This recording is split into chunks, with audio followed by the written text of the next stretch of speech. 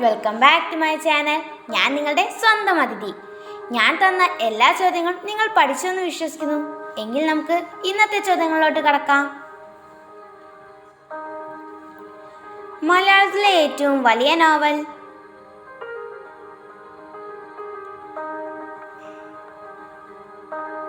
Avakashikal by M.K. Menon.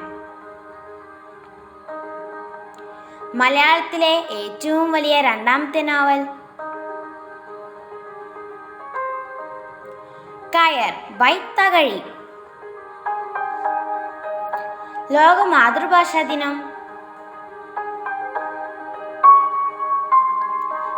ഫെബ്രുവരി 21.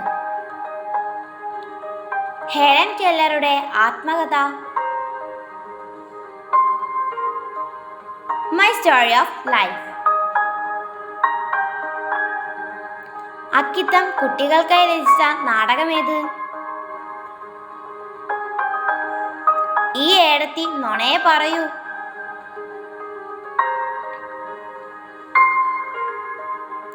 മീനച്ചില്ലാറിന്റെ തീരം കഥാപശ്ചാത്തലമായ ഒരു കൃതിക്ക് Booker price ലഭിച്ചിട്ടുണ്ട്. ഏതാണ് ആ കൃതി? God of Small Things by Arundhati Roy. മലയാളത്തിൽ മഹാകാവ്യം എഴുതിയ ഒരേയൊരു കവയത്രി? മേരി ജോൺ കൂത്താട്ടുകുളം. സരള എന്ന തൂലികാനാമത്തിൽ രചനകൾ നടത്തിയിരുന്ന സാഹിത്യകാരൻ ആരാണ്? M.T. വാസുദേവൻ നായർ. വള്ളത്തോൾ സ്വന്തം വൈകല്യം കാവ്യവിഷയമാക്കിയ കൃതി? ബധിരവിലാപം.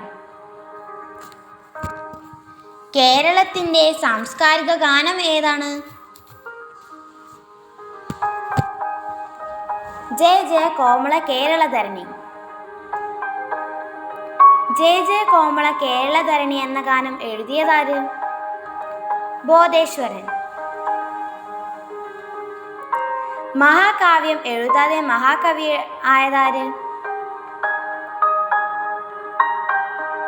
കുമാരനാശാൻ. വായിച്ചാൽ വളരും, വായിച്ചില്ലെങ്കിലും വളരും. വായിച്ചാൽ വിളയും, വായിച്ചില്ലെങ്കിൽ വളയും. ആരുടെ വരികൾ? കുഞ്ഞുണ്ണി മാഷ്. മാമ്പഴം എന്ന കവിത രചിച്ചതാര്?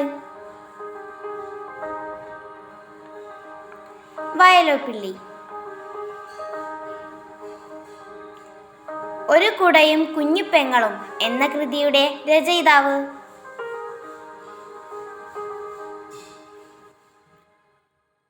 മുട്ടത്തു വർക്കി. ആശാനക്ഷരം ഒന്നു പിഴച്ചാൽ 51 പിഴയ്ക്കും ശിഷ്യന്. ആരുടെ വരികൾ? കുഞ്ചൻ നമ്പ്യാർ. പഞ്ചതന്ത്രം കഥകൾ രചിച്ചതാര്?